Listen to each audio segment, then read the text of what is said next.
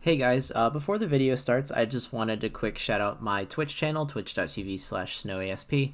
Over there, we do a lot of Splatoon related competitive stuff. We talk about stuff like this, and I'll stream scrims on occasion. So if you want to catch me live and be a part of the fun over there, then feel free to click the link in the description. Thanks, guys. Enjoy the video. I saw these two tweets today. Specifically this one, which I'll get to in a second. And I read this whole thread. And I'm going to start with Wally's first. Thinking about how much fun the comp journey is, but like there's nothing left I feel right now since each region is so divided. I like getting bodied and being able to put up with good teams when I was really bad, but even after taking many breaks, nothing much changes in the scene with people. Basically, I wish there was more challenge. There was more challenge beside like 3 to 5 West teams or pickup variants, and being able to play Japan without the online being horrid on both ends at times. Power replies with, one thing I can think of that we can do to increase the variety of competition is teaching/playing with not as skilled/experienced players. It's kind of a long-term solution, but it could lead to more competition, especially if we manage to create good infrastructure for learning.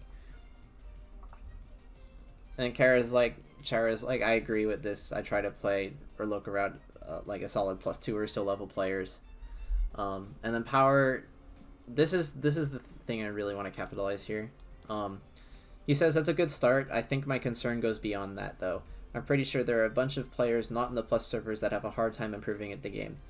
There's Ludi too, but what I'm wondering is how many potential players we are missing out on.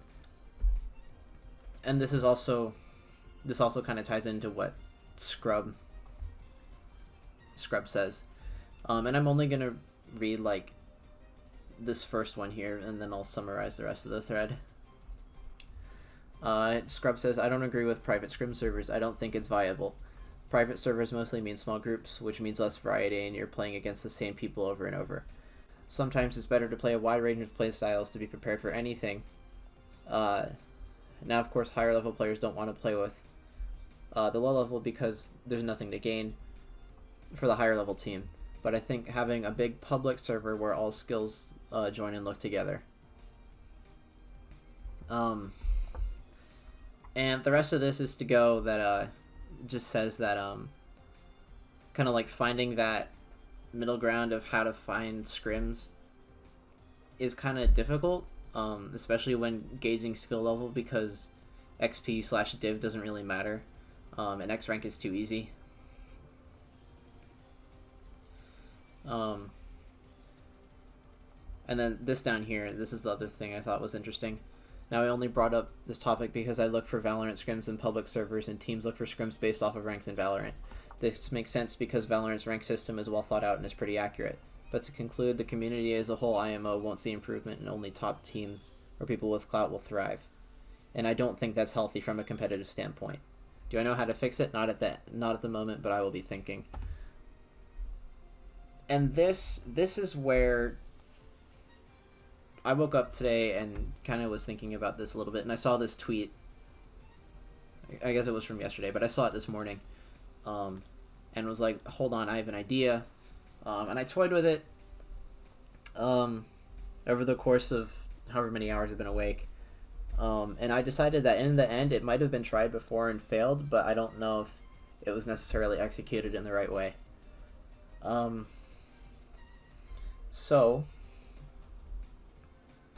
this is my idea. If any of you currently play even just a little bit or know a little bit about Mario Kart Wii competitive, this is going to be a little bit familiar to you. But my proposition is something like Lounge. Lounge, if you don't know, is a competitive game type in Mario Kart Wii where you can basically it's like things like how Colo used to be, where you would queue up and then you'd play a set. In this case, you'd play a 3GP war. Basically, you queue up, you play 3GPs, and then it's like regular competitive, except it's not with your team. And something like this, I think, would be good for Splatoon, and here's why. If I scroll down here, you can see this section called RT echelons, which is regular track echelons, and then CT echelons, which is custom track echelons. And I happen to be in both tier 2 and tier 3 for both custom and regular tracks. I haven't played Lounge in a while. But let's say I go to RT tier 2 just to clear out some pings. You can see at the top here, it says bronze and silver. Now what does that mean? That means if I scroll over to the roles here, I can scroll down and you can see different tiers of players based on what their current ELO or MMR is. And some of these players, and it shows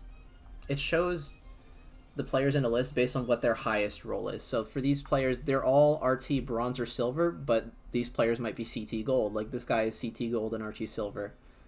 This guy is RT silver and CT silver 1. I'm probably down here somewhere. Try to find myself here. Here we go. Like I'm RT silver and CT silver 2.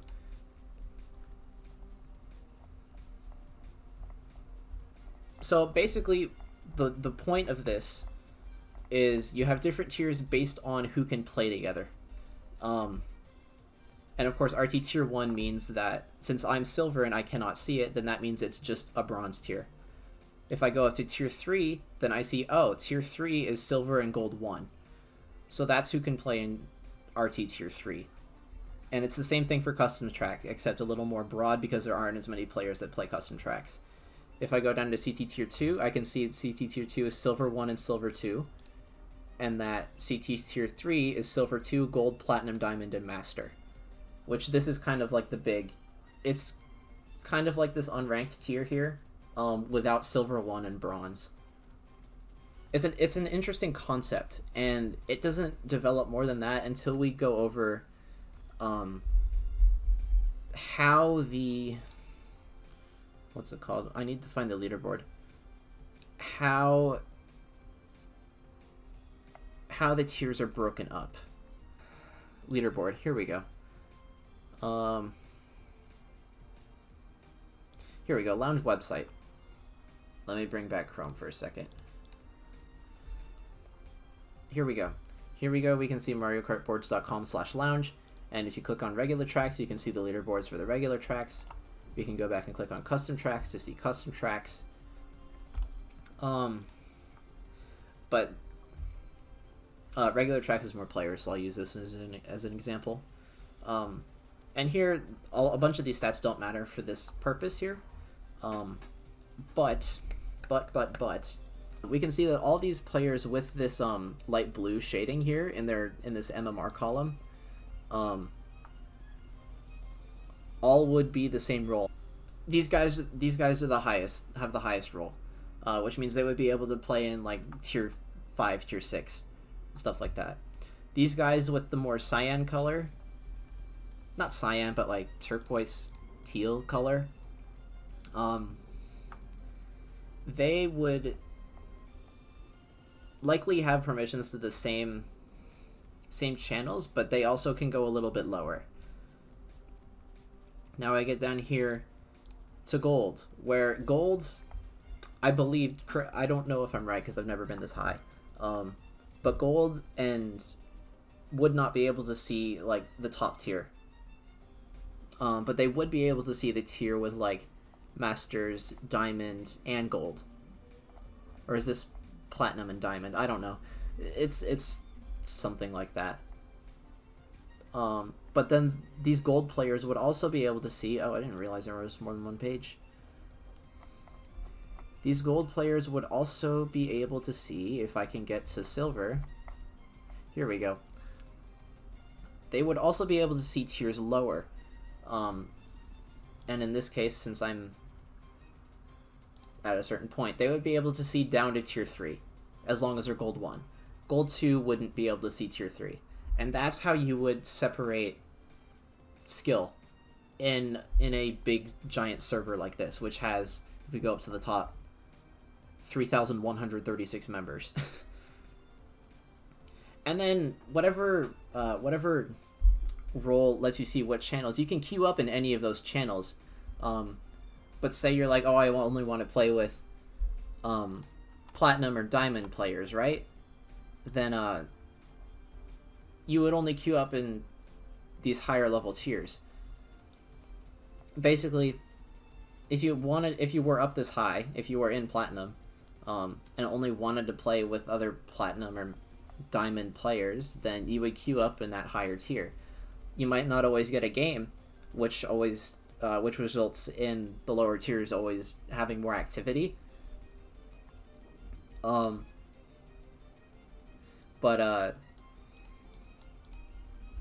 But I think this is a solid solution to the problems that both Skrub and Power were presenting. And Wally to an extent too, because Wally is the original author of the tweet.